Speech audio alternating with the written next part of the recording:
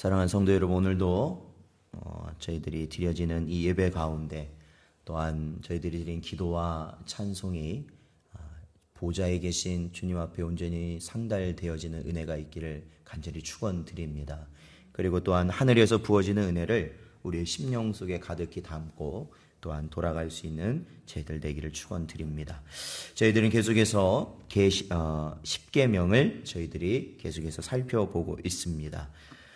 저희들이 앞선 계명을 잠시 또한 정리해 보면 성경에 나온 즉 그 율법으로 저에게 정리해 주신 이 10계명은 두 부분으로 나눌 수 있는데 그 두 부분으로 나눌 때 하나님에 대한 계명과 사람 간의 내 이웃에 대한 계명으로 나눌 수 있다 말씀을 드렸죠.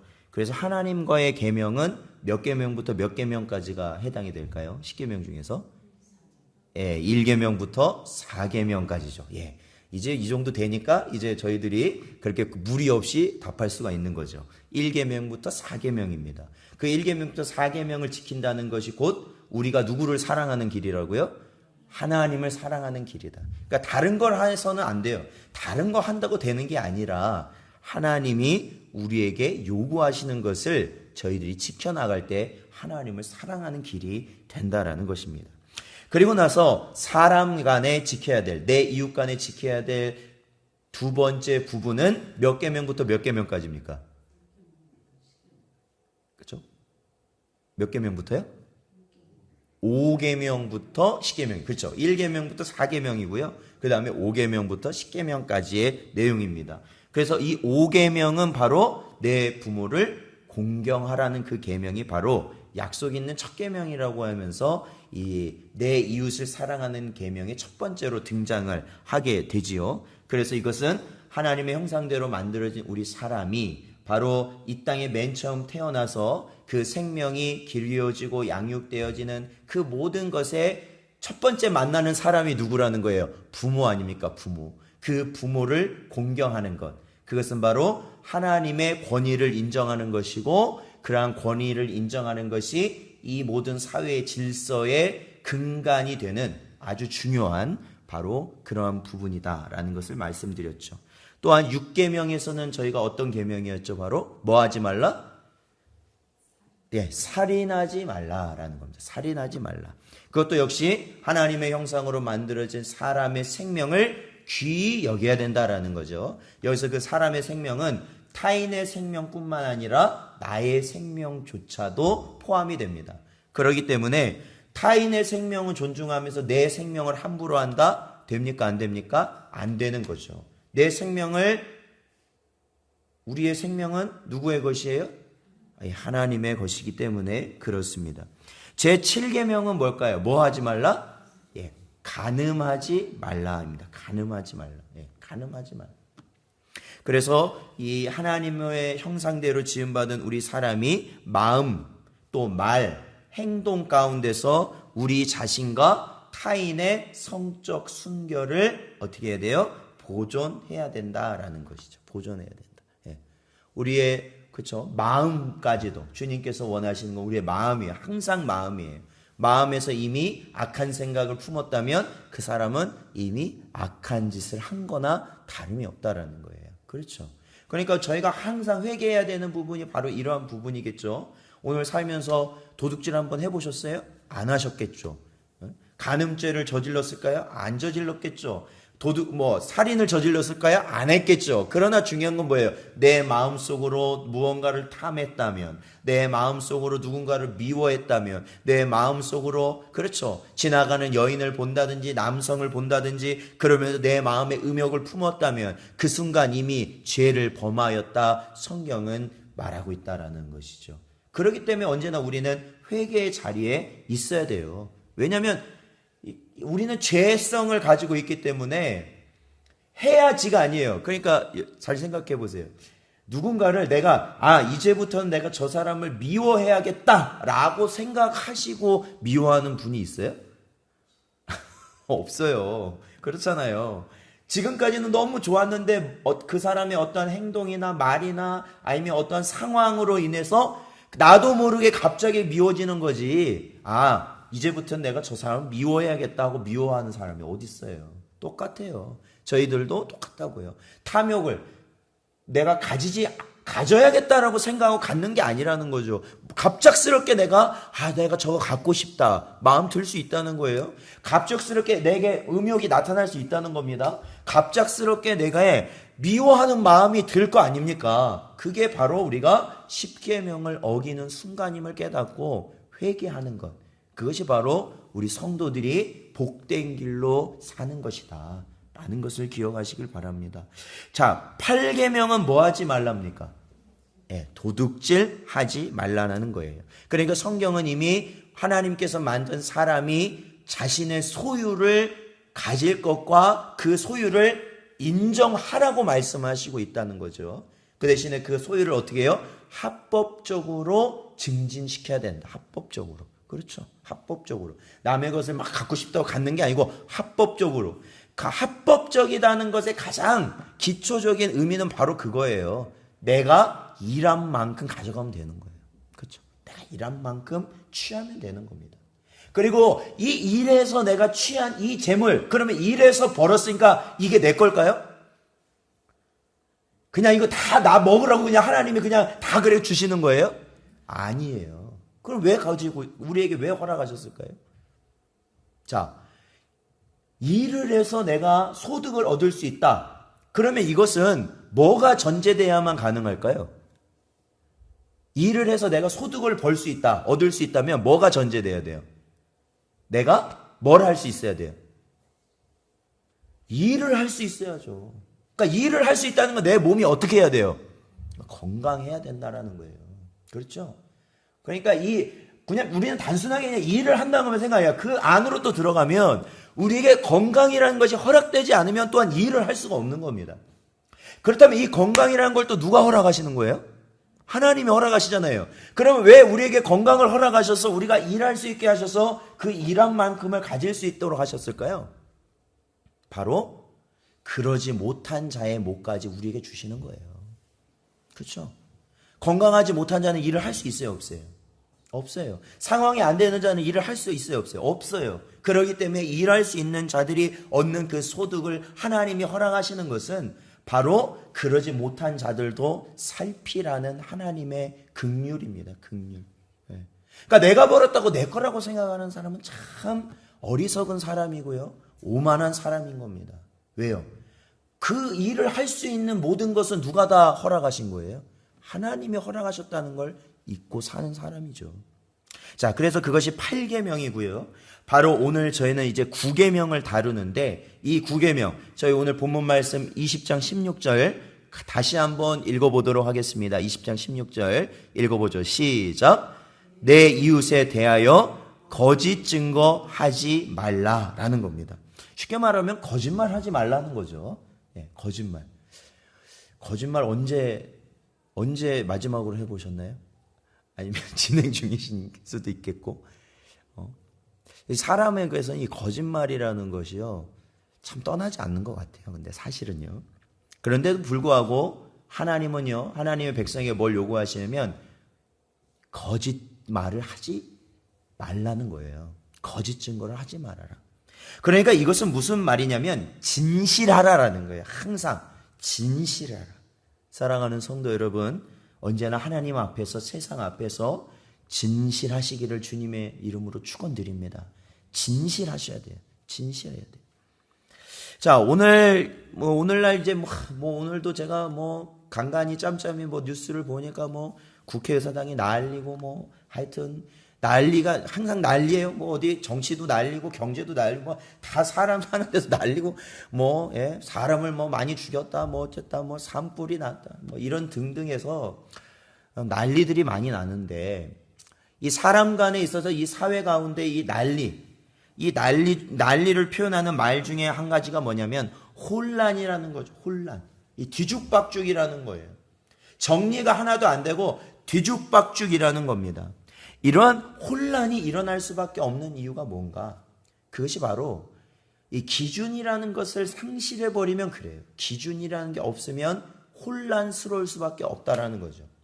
그러니까 오늘도 저희가 이제 차를 타고 교회까지 왔지만, 이렇게 차를 타고 저희가 이 단남 아파트, 저희 집, 광주에서 시작해서 성남으로 해서 분당으로 해서 여기까지 저희가 제 시간에 올 수 있는 이유, 큰 이유 중에 하나가 뭘까요? 여러 가지 이유가 있겠죠? 그 중에 하나 큰 거를 꼽는다면 어떤 걸 꼽으실 수 있겠어요?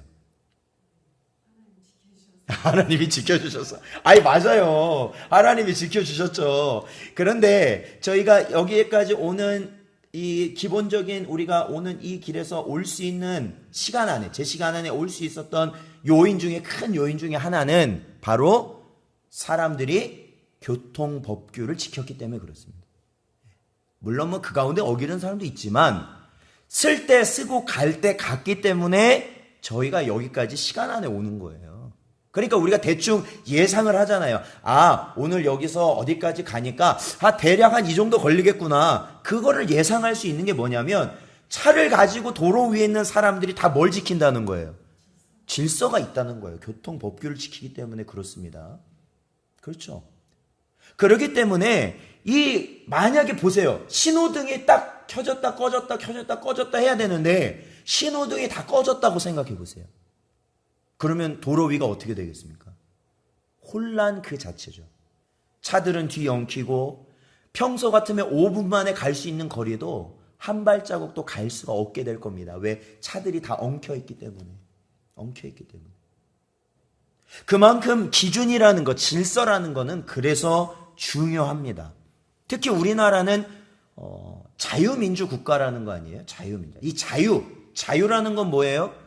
그냥 마음대로 할 수 있는 게 자유 아닙니까? 내 자유 아니에요. 내가 하고 싶은 거, 내가 먹고 싶은 거 먹을 수 있고, 내가 하고 싶은 거 할 수 있고, 내가 일을 선택하는 것도 내가 하고 싶은 일을 이런 게 자유죠. 그러나 이러한 자유에 있어서도 가장 중요한 게 뭐냐면 사람들이 다 자유롭게 살기 위해서는 그것을 뒷받침할 뭐가 필요하냐면 법이 필요한 것이죠. 법.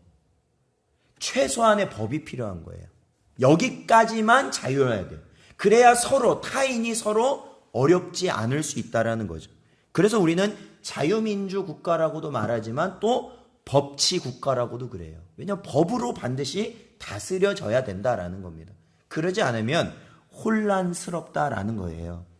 사랑하는 성도 여러분, 그렇기 때문에 오늘날 보세요. 많은 사람들이요 어떻게 사냐면요, 어제 했던 말이요 오늘 했던 말과 다르다는 거예요.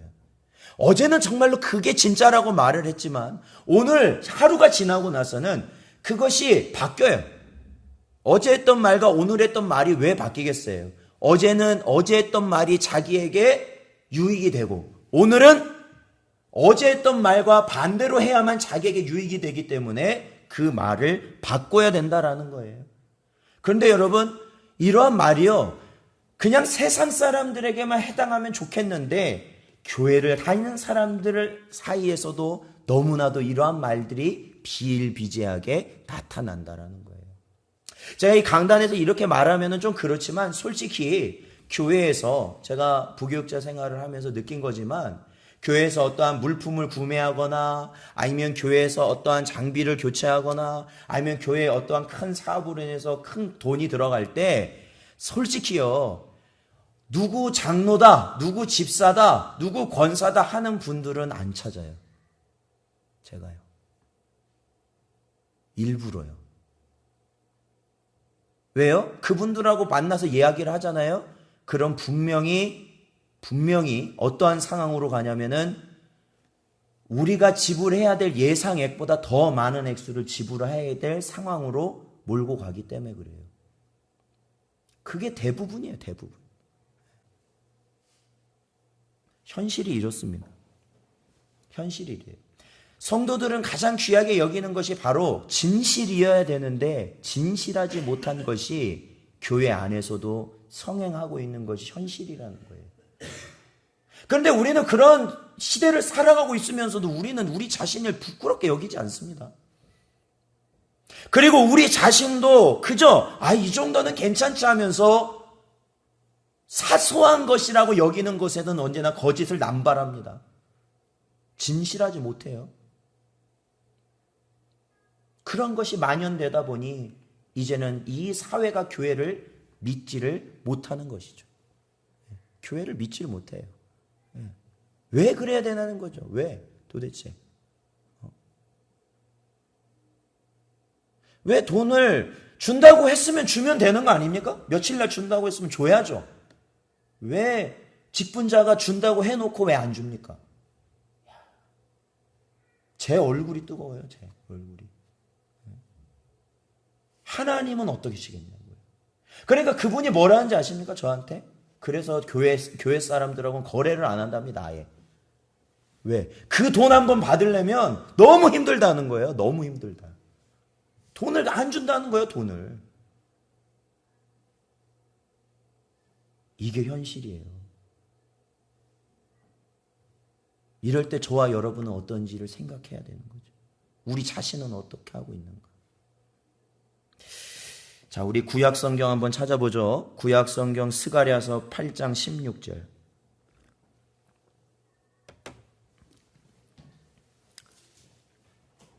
구약 성경 스가랴서 8장 16절 말씀입니다.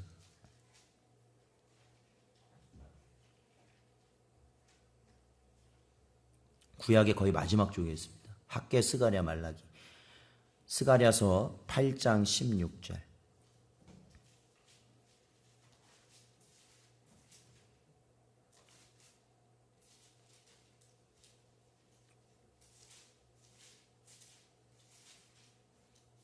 (8장 16절) 같이 읽어보겠습니다. 자, 같이 읽죠. 시작. 너희가 행할 일은 이러하니라. 너희는 이웃과 더불어 진리를 말하며 너희 성문에서 진실하고 화평한 재판을 베풀고 아멘. 그렇습니다.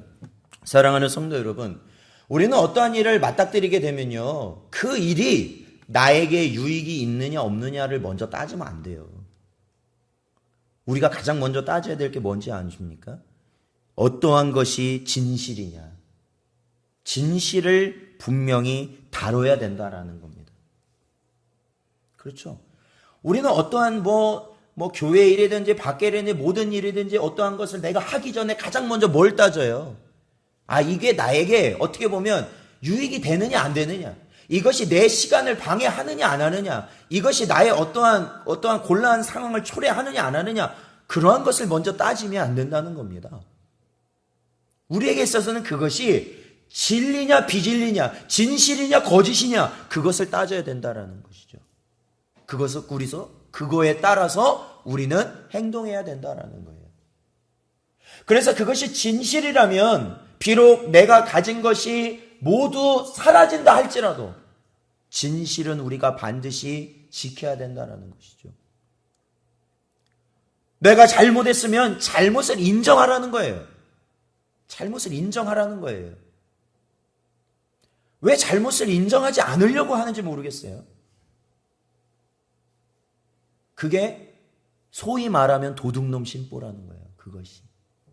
내가 내 한 말에, 내가 한 행동에 책임을 져야 되는데 그것을 책임을 안 지니까 어떻게 되는 겁니까? 갈등이 생기는 거예요. 깨끗하게 내가 잘못했다고 인정하면 되는데 인정을 안 하니까 상대방이 어떻게 생각하겠어요? 아, 저 사람 참 나쁘다.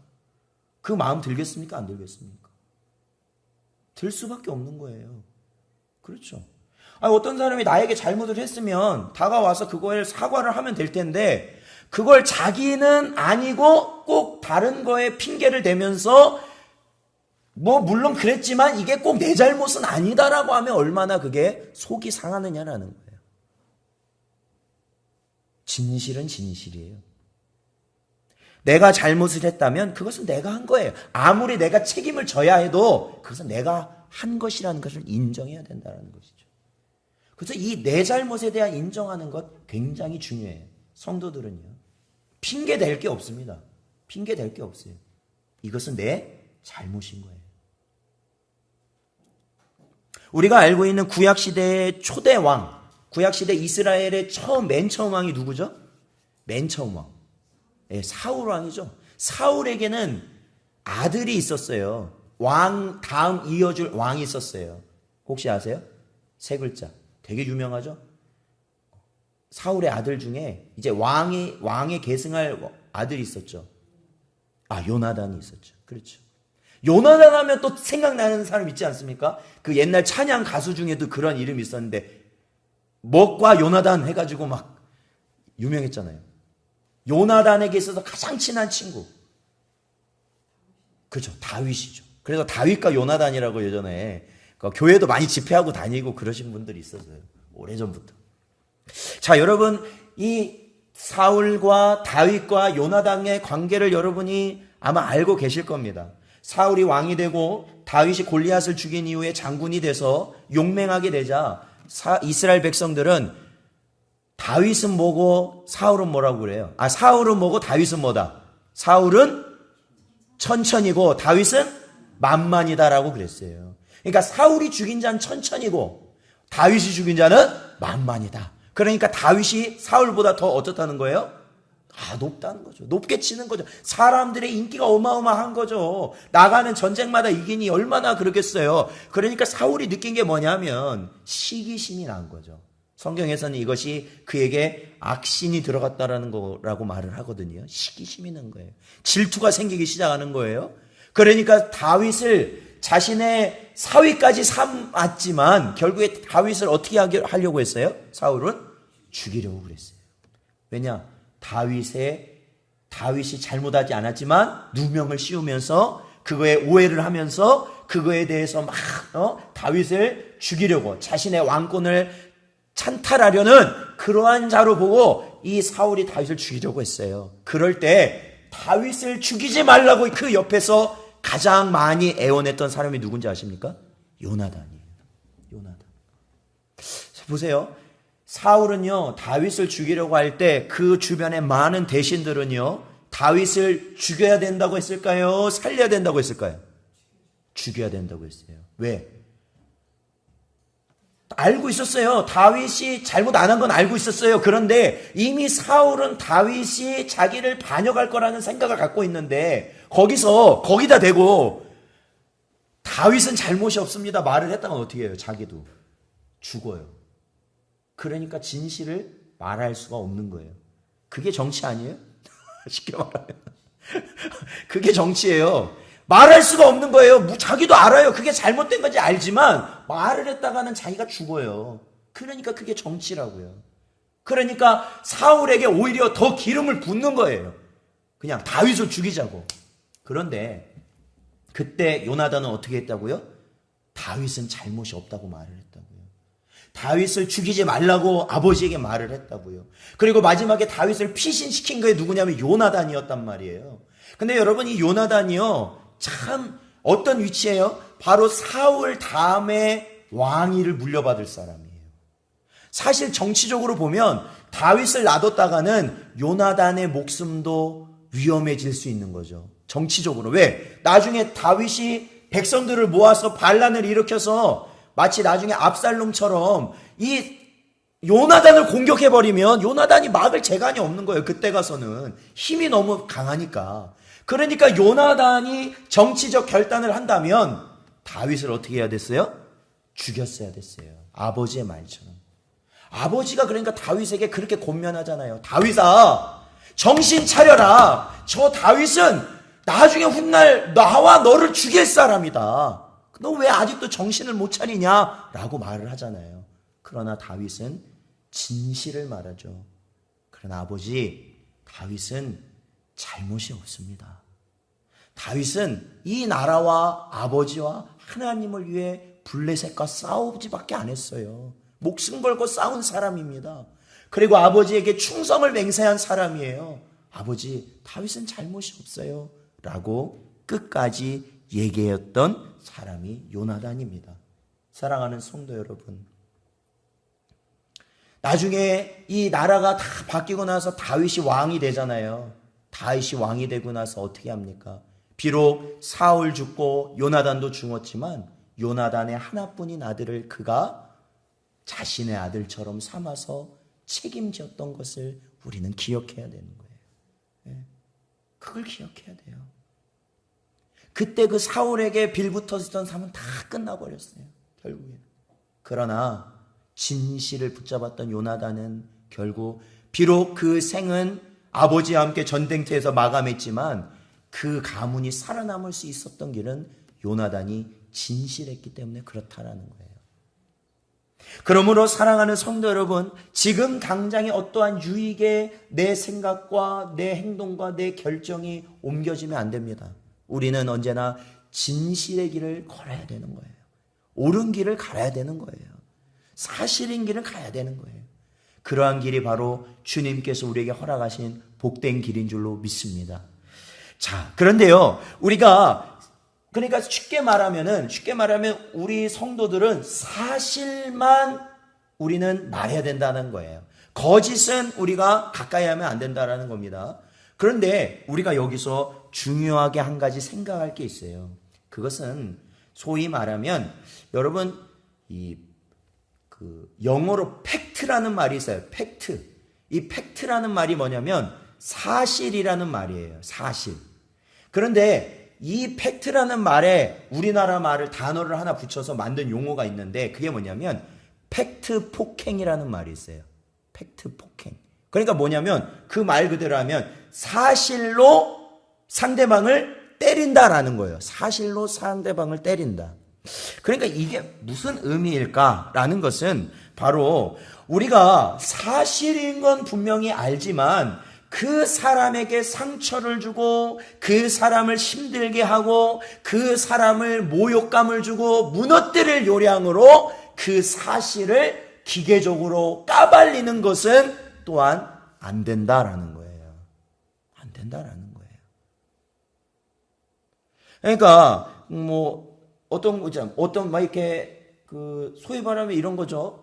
어떤 이렇게 뚱뚱한 사람이 있다고 해봐요. 뚱뚱한 사람이 있는데 뚱뚱한 사람 보고 야, 너 진짜 뚱뚱하다 이렇게 말하면 거짓말한 거예요? 사실을 말한 거예요?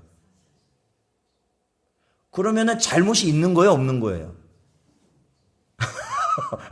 생각해 보세요.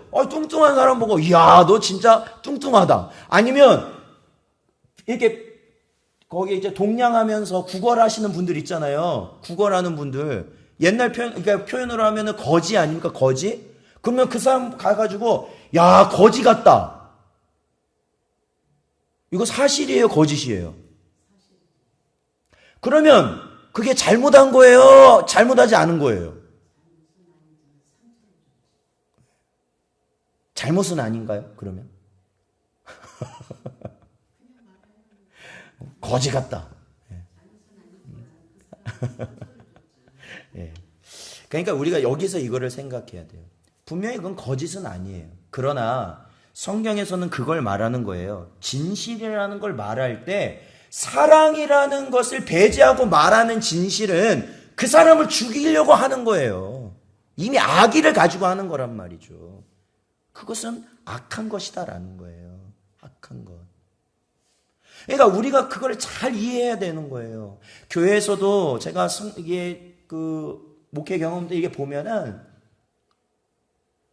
어떠한 일이 있을 때, 어떤 상대방 서로 간의 갈등이 있을 때요, 그 갈등을요, 이러한 사실을 가지고 서로 비난하는 게 많다는 거예요.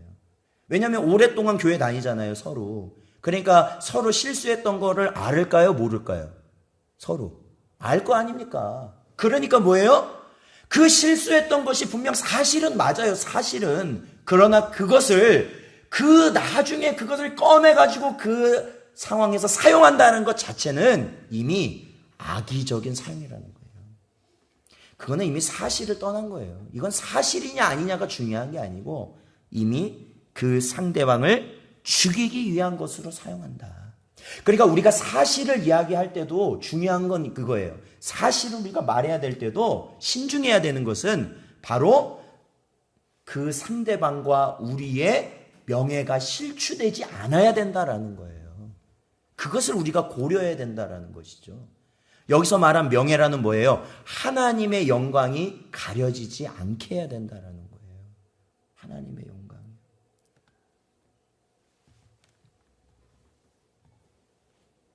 그렇기 때문에 이웃의 잘못을요, 상대방의 잘못을 온 세상에 까발린다.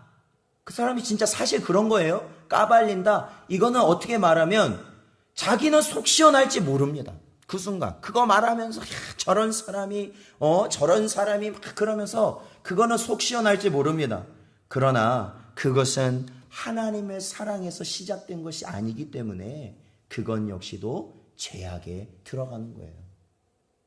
그래서 저와 여러분은 어떻게 해야 돼요? 그럴 때는 상대방의 허물을 어떻게 해줘야 되냐면 덮어줘야 되는 거예요. 덮어줘야 된다.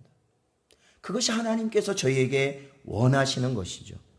그러니까 우리도 그런 말이 있잖아요. 누가 땅을 사면 배가 아플까요? 누가 땅을 사면 배가 아파요? 예, 사촌이 땅을 사면 왜 배가 아플까요? 왜 그런지 생각해 보셨나요? 뭘 잘못 먹은 것도 아니고, 상한 거 먹은 것도 아닌데, 왜 사촌이 땅을 샀다는 소리? 이거는 그거죠. 누군가 내가 아는 사람 자식이 잘 됐다더라, 아니면 집이 몇 배가 뛰었다더라, 아니면 일확천금, 복권에 됐다더라, 어디 회사에 이런 소리 들으면요, 배가 아파요. 왜 그래요? 그게 바로 우리가 악하다는 증거죠. 사실은요. 그게 악하다는 증거예요. 바로 그러한 것을 바탕으로 해서 하는 모든 것은 하나님은 기뻐하시지 않는다라는 겁니다. 그렇죠? 그리고 그러한 것일수록 우리는 오히려 어떻게 해야 돼요? 진짜 우리가 성도로서는 어떻게 해야 돼요? 정말 이것은 하나님의 성령의 능력인 것 같아요. 그러한 소식을 들었을 때 우리가 진심으로 기뻐해 줄 수 있는 것. 기뻐해 줄 수 있는 것. 그러니까 저희 교육자들도 그러한 일들이 있어요. 여러 가지 경우가 있지만 대표적인 걸 꼽자면은 여러분 우리 교단에서는 전도사가 바로 목사 안 되잖아요. 뭐가 되죠? 그 중간에? 예, 강도사라는 1년 강도사라는 직이 있어요. 그러니까 실제로 강도권을 그러니까 설교를 할 수 있는 실질적 설교를 할 수 있는 권한. 그러나 축도권은 없죠. 강도사 고시를 보고 나서 이제 강도사가 되는데 여러분 보면은 교회에 좀 어느 정도 규모가 있는 교회 보면은 학교에 같은 학년을 다니는 전도사들이 있어요. 그러니까 같은 교회에. 근데 그 전도사들이 같은 학년에 있다 보니까 강도사 고시를 언제 치르게 되면 같이 치르게 되잖아요. 그런데 그때가 참 힘들 때예요. 왜?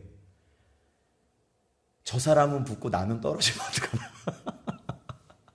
그게 너무 힘들어. 왜냐면은 강도사 고시는 보통 6월경에 보거든요. 6월경에 보는데 생각해 보세요.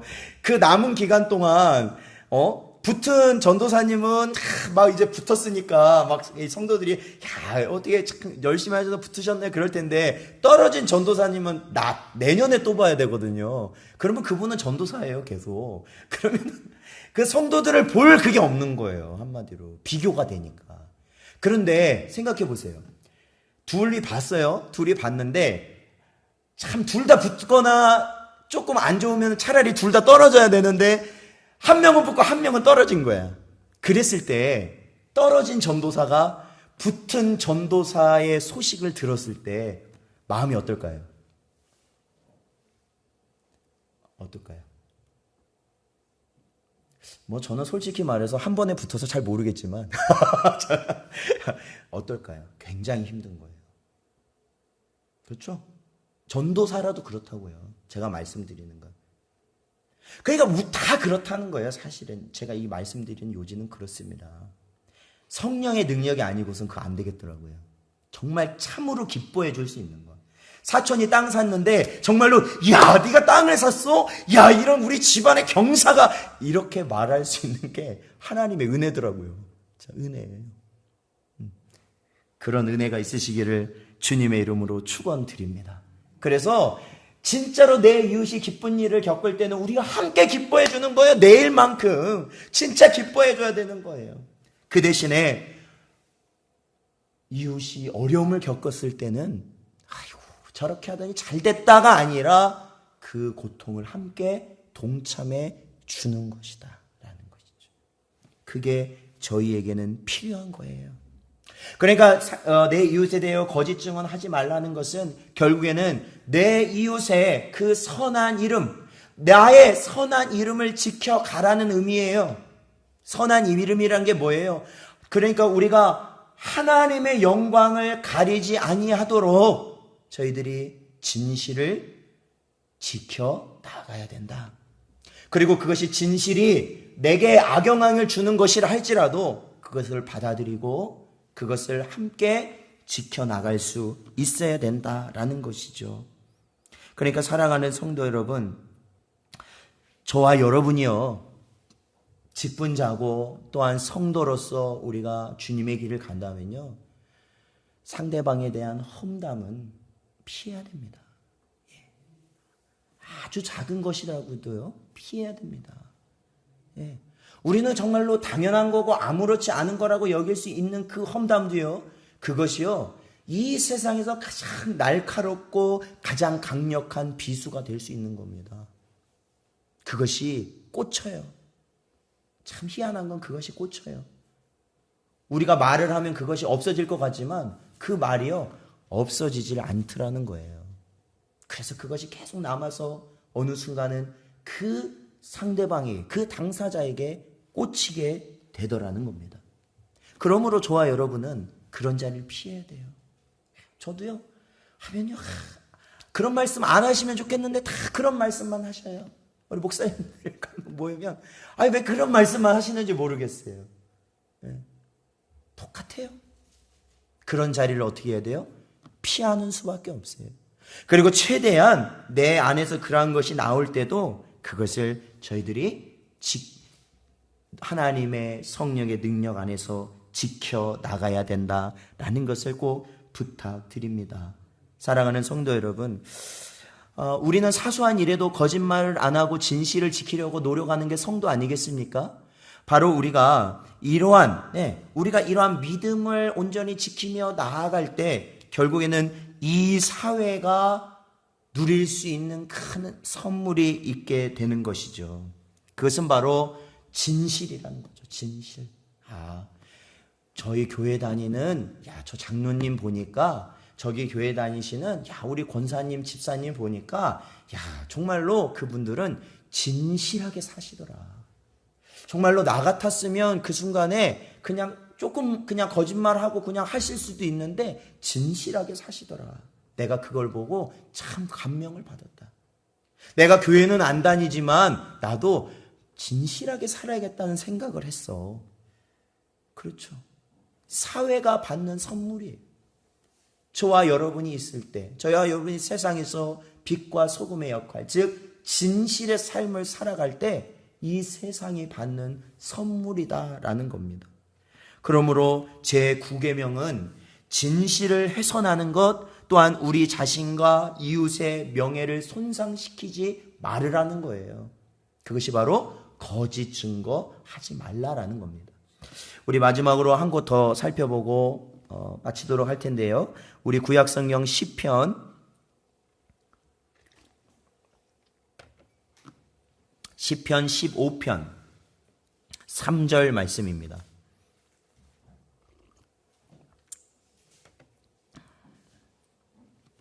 구약성경 시편 15편 3절 말씀입니다. 저희가 저번에 한번 말씀을 나눴던 것인데 3절을 같이 읽죠. 시작. 그의 혀로 남을 허물하지 아니하고 그의 이웃에게 악을 행하지 아니하며 그의 이웃을 비방하지 아니하며 아멘. 그렇습니다. 바로 이가 누구라고 말하냐면 이 15편 1절에 보면 바로 주의 장막과 주의 성산에 거하는 자, 즉 하나님과 동행하는 자, 그리고 5절 마지막에 보면 영원히 흔들리지 않는 자, 바로 구원받은 성도다라고 이야기하고 있어요. 여러분, 우리는요, 남을 허물하는 자리에 있으면 안 됩니다. 비방하는 자리에 있으면 안 됩니다. 여러분, 그것이 얼마나 하나님께서 끔찍이도 싫어하시는지를 우리는 잘 알아야 됩니다. 사랑하는 성도 여러분, 우리는요, 하나님이 주신 은혜만을, 예수 그리스도의 십자가만을 자랑하시고 그 은혜 가운데 살아가실 수 있는 여러분 되시기를 주님의 이름으로 축원드립니다. 기도하겠습니다.